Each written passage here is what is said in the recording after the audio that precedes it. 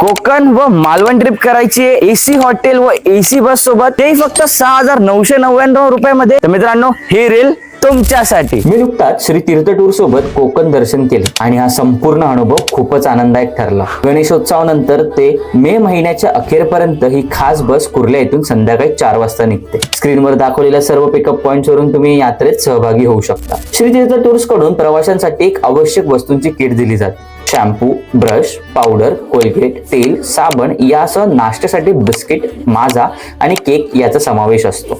पहिल्या दिवशी रात्रीचं जेवण प्रवाशांना स्वखर्चाने करावं लागतं. दुसऱ्या दिवशी सकाळी आपण तारकल्ली इथे पोहोचतो. नाश्त्यानंतर देवबाग बेट, डॉल्फिन पॉइंट आणि मालवण किल्ला यांसारख्या ठिकाणी फिरायला जातो. संध्याकाळी आपण साळगावकरांच्या सोन्याच्या गणपती बाप्पाचं दर्शन घेतो. तिसऱ्या दिवशी आपण आंगणेवाडी येथील भराडी देवीचं दर्शन घेतो. त्यानंतर कुणकेश्वर येथील शंकर मंदिर आणि स्वामी स्वरूपानंद महाराजांचं मठ पावस इथे भेट देतो. प्रवासात सहप्रवाशांसोबत गाण्यांच्या भेंड्या खेळत आपण गणपतीपुळे इथे पोहोचतो व बाप्पांचं दर्शन घेतो. इथे राहण्याची उत्तम व्यवस्था केलेली असते. चौथ्या दिवशी सकाळी गणपतीपुळे इथे चहा नाश्ता झाल्यानंतर आपण मार्लेश्वर मंदिरात पोहोचतो. त्यानंतर दुपारचे जेवण करून श्री शिव समर्थगड गिरवण इथे जातो.